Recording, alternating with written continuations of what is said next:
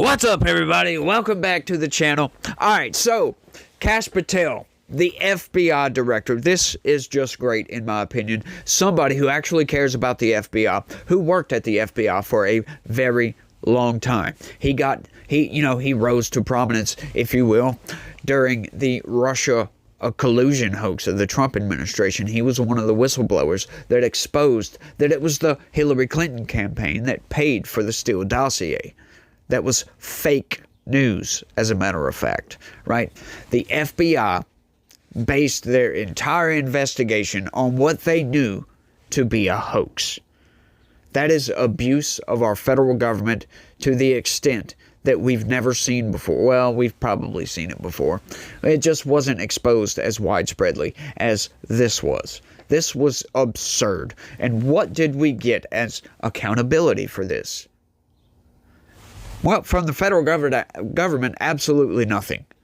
Nobody got fired, right? Not really. Nobody went to jail. The Hillary Clinton campaign had to pay a few $100,000 for doing so. It's just absurd, in my opinion. And now we've got this guy coming in, and hopefully he can change the direction that the FBI is going and get it back to not being weaponized against its own people. Check this out, y'all. New FBI Director Kash Patel will also be named acting head of the ATF, official says. This is great news, y'all. This is going to be kind of a brief video. We're just going to get into the news, and that's pretty much it. I'm not going to get on this long rant about anything. Hopefully, famous last words, right? New FBI Director Kash Patel is expected to be named the acting head of the Bureau of Alcohol, Tobacco, Firearms, and Explosives, a Justice Department official said this Saturday. Patel could be sworn in next week, the official said, putting Patel in charge of two of the Justice Department's largest agencies in an unusual arrangement that raises questions about the future of the Bureau that has long drawn the ire of conservatives. Does it raise questions about its future, though? Like, I just love how they frame all this. Oh, well, now it's calling into question. Like, come on, stop being so dramatic, Associated Press. The Justice Department official spoke on the condition of anonymity to discuss the move before it's announced publicly. White House officials did not immediately respond to a request for comment Saturday evening. Patel was sworn in Friday as FBI director after winning Senate approval despite Democrats' concern about the steadfast Trump allies' plan to radically overhaul the FBI. Like how they framed that, huh? Oh, he won Senate approval instead of gaining Senate approval. Like, why would they choose winning Senate approval? That's just a weird qualifier to throw in there, don't you think? Trump's allies' plans to radically overhaul the FBI. Yes, this is a good thing. This is a very good thing. They need to get back to fighting crime, investigating crime, and arresting criminals, which they have gotten away from. ATF is a separate agency with about 5,500 employees and is responsible for enforcing the nation's laws around firearms, explosives, and arson. Among other things, it's in charge of licensing federal firearms dealers, tracing guns used in crimes, and analyzing intelligence in shooting investigations. The news comes days after the Attorney General Pam Bondi fired the ATF's top lawyer. Bondi said in a Fox News interview Friday that she fired Chief Counsel Pamela Hicks because the agency was targeting gun owners, which they have been. Hicks, who spent more than 20 years as a Justice Department lawyer, said in a social media post that being ATF chief counsel was the highest honor of her career.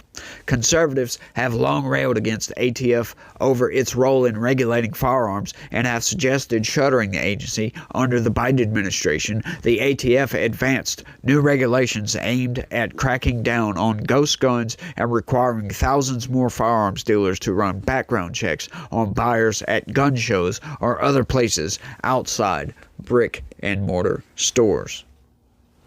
In an executive order earlier this month, President Donald Trump directed the Attorney General to review all actions taken by the Biden administration around firearms to assess any ongoing infringements of the Second Amendment rights of our citizens. Gun safety groups have raised alarm about putting Patel in charge of the FBI, with gun control group Brandy Brandy, calling him a known gun rights extremist. I wonder what exactly that is. What is a gun rights extremist in this country? That's very fascinating. Very, very interesting choice of words there, right? Think about that for a second. A gun rights extremist. Huh. Gun Owners of America, a gun rights group, called his confirmation as FBI director a major victory for gun owners and constitutional rights advocates nationwide. The last confirmed ATF director was Steve Dettelbach, a former federal prosecutor who led the agency from July 2022 until last month.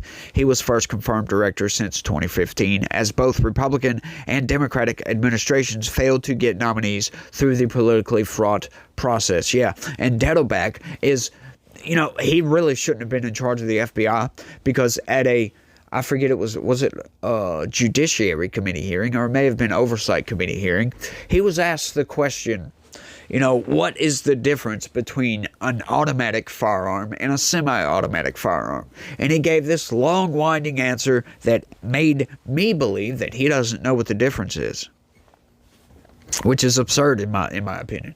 Just absolutely absurd on its face.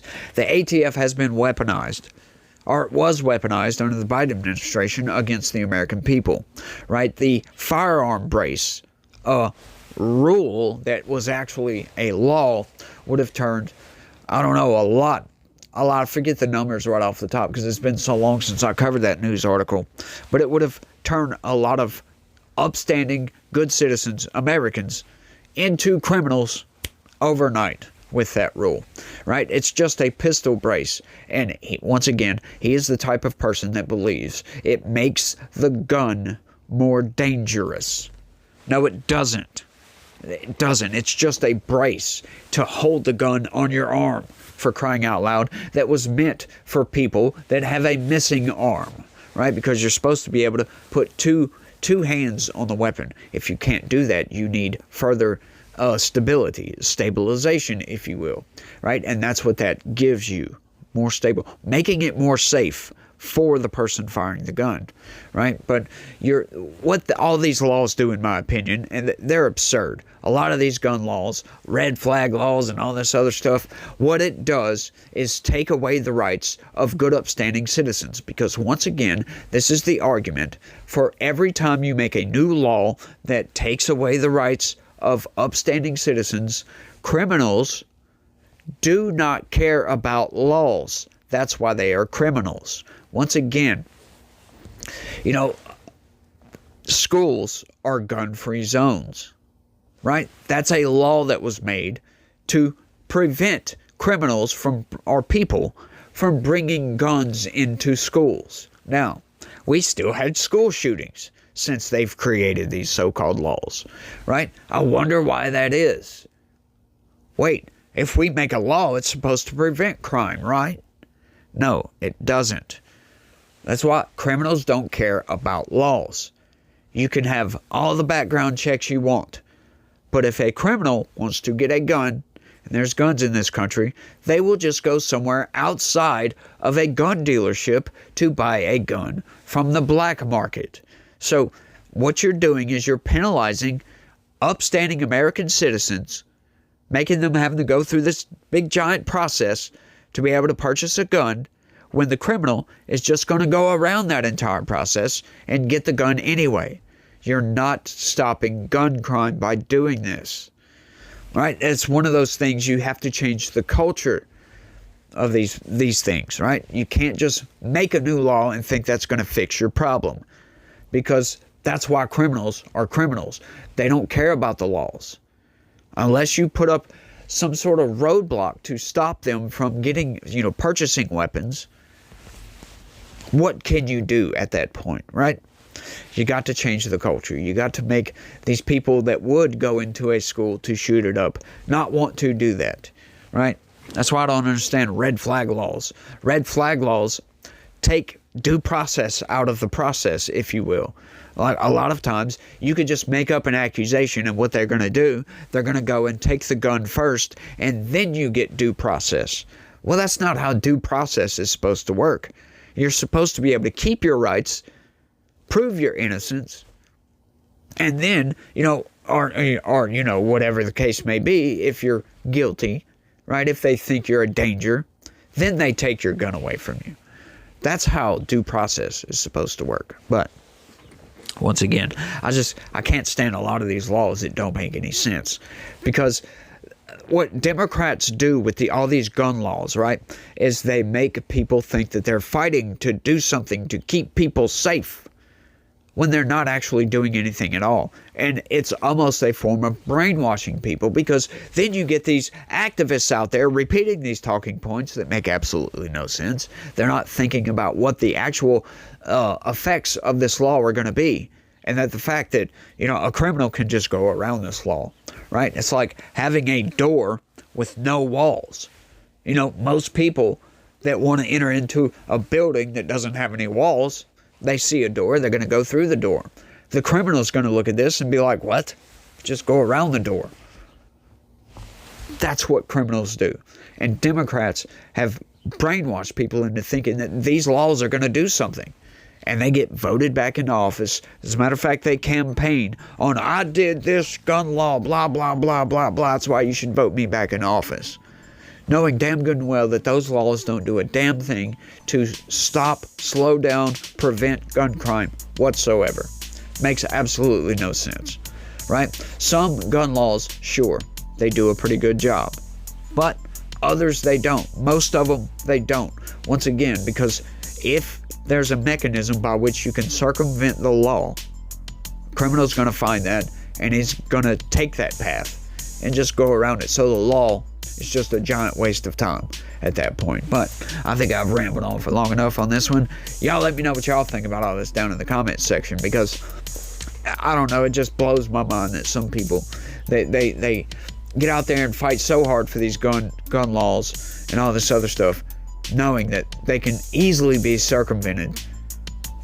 And it makes no sense, right? You just wasted a bunch of time. And the tragedy still happens anyway. But y'all let me know what y'all think. That's all I got on this one. I want to thank everybody for watching. And y'all try to have a good day. Stay legitical. Peace.